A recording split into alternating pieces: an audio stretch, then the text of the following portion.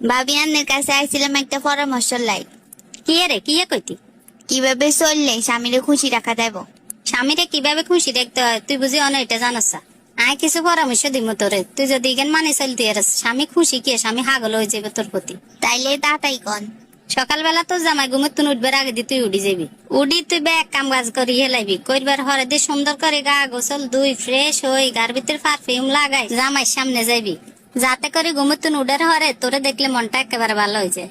আর জামাই চোখে চোখে চোখ হরে যদি তাহলে ওকে মুস্কি হাসি দিবি। এটা হচ্ছে তোর সকালবেলার প্রথম টিপস। ওয়াও, সুন্দর একটা পরামর্শ, আগে তো এরকমটা ভাবি না। আচ্ছা, এরপরে কি এখন? দ্বিতীয় টিপস, কিভাবে তোর জামাইরে ঘুমে তুন উড়াইলে বিরক্ত নয় সেটা মাথায় রাখবি। এইভাবে একই সিস্টেমে প্রতিদিন ঘুমে তুন জাগাই দিবি, তাইলে তোর জামাই তোর প্রতি বেশি খুশি থাকবো। আর তোর জামাই কটা বাজে কাজে যায়, কটা বাজে আবার বাসা তাইয়ে সেটা তুই বালা করিয়ে জানাস। জামাই আইবার 15-20 মিনিট আগে সাজগোজ করে থাকবি। জামাই আই দরজা টোক দিবার লগে লগে দরজা খুলি দিবি। দরজান খুলবার লগে লগে ওকে মুস্কি হাসি দিবি। হাসির লগে জামাইকে একটু জড়াইয়ে ধরবি, তুই দেখবি বাহারে যত কষ্ট আছে সবকিছু ভুলি তোর প্রতি আকর্ষণ হইব। আহারে, কিন্তু আমি কিছুই করি না।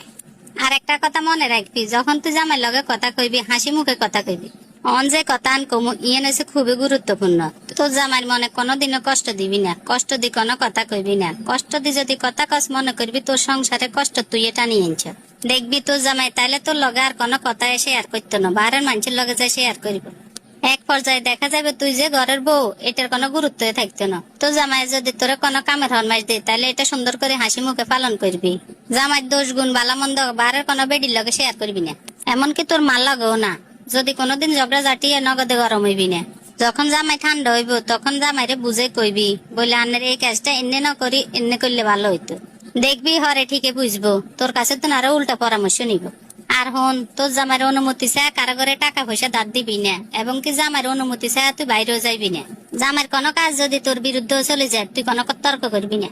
প্রয়োজনে মাথা ঠান্ডা করি তুই তারে বুঝাইবি, তুই দেখবি সব ঠিক হয়ে যাইব।